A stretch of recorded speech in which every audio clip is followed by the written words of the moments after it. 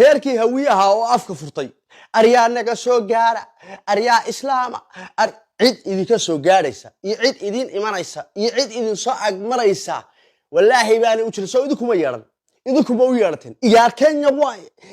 Kenya waay aryaa farmaajo ardaarad waay arhasanaan jir cid idin imanaysa war barortan dhageystay barortan bal dhageyst Allah muxuu ku dhigay reerkii hawiye حسن حلو يا حلقة نوبي حسن حلو يا حلقة نوبي الماسقة حافظها بسم الله الرحمن الرحيم السلام عليكم ورحمة الله تعالى وبركاته كل توعنا ولا سنة مربط الصوماليات قوم كستي وقور كستا جوكتا وبرنامج كان يفتيمين حقيقويك oo aynu maanta isku dul taagayno dadkii shacabkii masaakiinta ahaa eegay hawiye muqdisho deganaa baroor afka furtay Soomaali weyn u soo qayladaan waa waree hadaad maqli jirtay reerkii hawiyaha oo afka furtay inna lillahi wa inna ilayhi raaji'un imisaan ka daaniri imisaas loo digay war hawiyow ilmaade rayaal cuqaal baad leedihiin wax garad baad leedihiin aqoonyahan baad leedihiin eegay culimaad leedihiin dad siyaasiyiin baad leedihiin war imisaanu idin lahayn war ka daaya igaar Kenya waay aryaa igaar Kenya waay farmaajo daarood waay siyaad baraa adeer u ah farmaajo idin roon oo aad barwaaqo ku jirtaan oo caasimada idin dhisantay oo guri kasta oo waxa weeye reer hawiye ay degan yahay 4 qof ama 3 qof ka shaqo tagto oo wasaaradihii iyo madaxtooyadii iyo dawladnimadii iyo ciidankii iyo dhan walba aad idinku iska fadhidaan oo waliba reerka abgaale maanta waxa weeye qaylinaya xasan munaafiq ka wada qaylinaya laba wasaaradood bay lahaayeen laba wasaaradood reerka qura ee laba wasiir lahaa dawladii farmaajo bay ahaayeen madaxtooyada oday hawiye haduu saa isu soo taago ilaaha maxamed sameeyaan ku dhaartay eegay madaxtooyadan waa ku yaani waana joogin laakiin waa dhex taagnaa baraday wax kasta oo ka dhacay oday hawiye haduu madaxtooyada isu soo taago oo liya farmaajan rabaa uu yiraahdo wal albaabka laga ma celin jirin baradeegay dawladnimada sharafta dhaqaalaha ciidamada mushaharkooda guri baan la jabsan jirin dad baan la barakicin jirin farmaajo nin wax bartay oo wax og bahay war dadka 500 600 700 kun qof 2000 oo qoys marka ay maanta meel laga saarayo waxay rabaan meel la dejiyo dadku isku tabar maaha eegay dadkani 30 sano meesha deganaayeen wiilkii ku dhashay baa wiil ku dhalay aqli dawladdu haday dhulka u baahan tahay aqli iyo farsamo iyo taatiga iyo tartiibin iyo nidaam bay dawladdu wax ku saartaa masaajid ilaahay eegay masaajidiyada masaajidka kalluunka dabaq buu ka dhisanayaa dabaq buu ka taagayaa eegay dabaq buu rabaa 7 biyaana oo dabaqi cali mahdi mid ka dheer eegay inuu ka taago halkaas aad soo wada tagteen waa cali mahdi allah u naxariistay waa sheekh shariif وانك لو رجلي حسن منافق علي محمد جدي او درق ku tagay oo reernimo ku tagay reernimo eegay oo lagu wada kacsana waani علي محمد جدي waan dawladnimada wax ka yaqaan nidaamka dawladnimo nooca ay tahay eegay baad soo tagteen saddex mid iyo reerkii mudulood waay aryaa hiraab waay habar gidur waay arhawiyo ka qorigayga cadaan la soo baxa ما هو اللي يوكل الجورة ثم والله وأوليسا بالله وأوليسا وثم الله وكلكعنا وهويان اللي هذا وركداي ورشوجة ورإلما ذا رياله وردولة دمد الشتاء ما وربرد الكثاين أو ترسال ورقبيل هدو قبيل ذي أي نفلة هاي صومالي بهرمركو جاري لهيد هوية وعاصمة الصوماليات بدقت أو تشجريسا أو تهبني ما ندخل هذا أونوكالة برتان بحن أونوكالة عاصمة دواكو شجيسا وراش جيل عتو عباداته والإلهي كبقى ورهويه ميدا سقبن ورميدا عقال لهين ورميدا السياسيين لهين ورميدا وحقرب لهين ماي والوكل جورا ثم والله ولا جبا ورجع عدان الله صباحا ما هنسيات براك عري أريا أرتين آيرو ناتو فرماتشو إذا كصباحا حما أنت دفتن ما أنت محد دفتن kuwa sidan u barooranayeen masaajid loo deyn oo waxa weeye meel iskuul loo deyn oo waxa weeye xare ay degan yihiin aan loo deyn oo aan naf iyo maal maanta hawiye waxa uu hayo ma jirta hawiye maanta naf iyo maal muxuu hayaa أفر قولي ستا مويانه أو شعب كهوي ما تدهوي أو معاكو دعي واحد لتيستين مرح هيدي بعد عبيسان ومرح عاد دقتين واحد مانتا عاد وحوية تشغيسان لتدي عاد دقتين ويه بلدي الماشي أنا يقعدوا أرهويو أريانا قصو قاراي أريكان دورة دي ما يقع شالي صديق لها دولة واي مدحوين واي بغر واي حسن دل حرشة واي دل حرية واي أريارك واي إيكي سنة لها مياه هاي بلد إيكي بلدي حتى دقو حتى ألقى وحكا دعيه حسن عمو يا حلك نوبي حسن عمو يا حلك نوبي الماس يقان حافظه قلايا الماس يقان حافظه ويا رح الماس يقان حافظه قلايا هاي هذين أريا حسيا حلو قديمي الحسيا حلو قديمي حافظها اسكالاي هذا أوديبي هذيك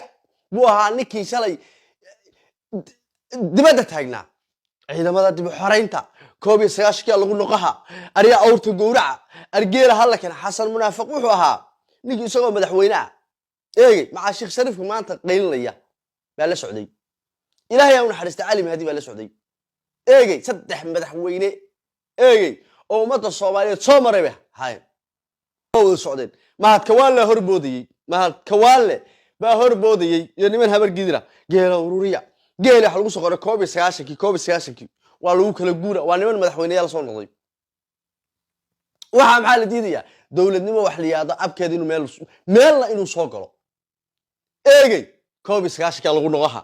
waa la kala guura ariya daarood waay farmaajo siyaad baraa soo noolaaday arsiyaad baroo dhalo waay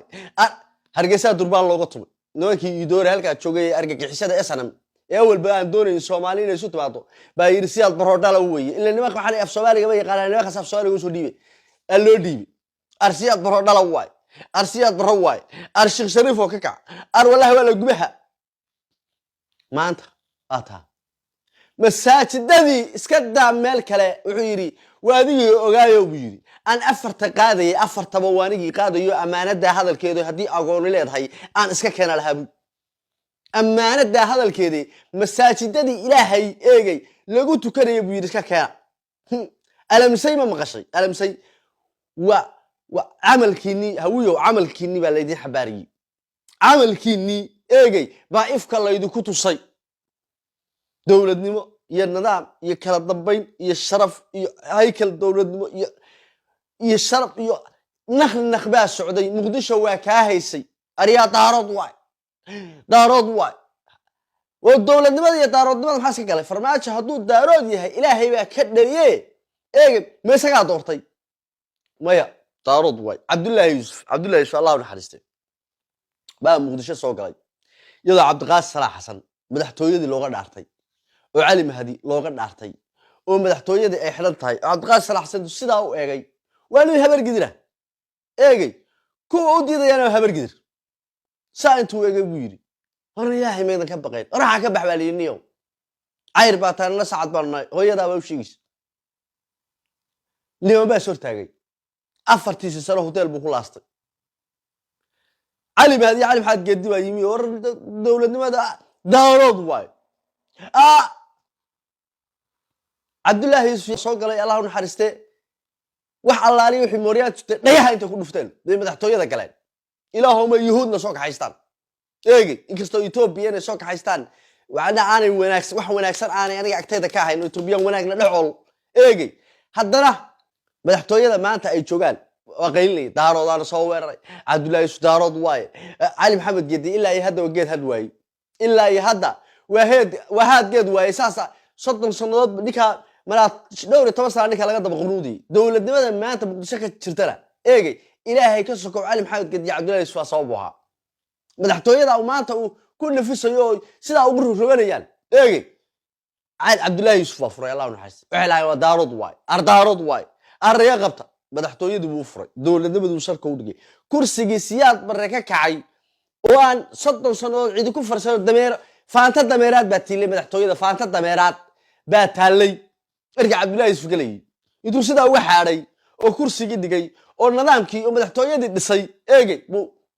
maalin cad faryara bidix ka baxay baladeegi iyagaa iskaga dambeeyey nimanka waxa weeye hawiye madaxda hawiye iskaga dambeeyey ilaa kii labaad oo maanta ku fariistan wey marka hawiyow laba kala daaye waliba shacabkaan la hadlaya in markii dowladnimo iyo sharaf iyo karaamo aad heshaan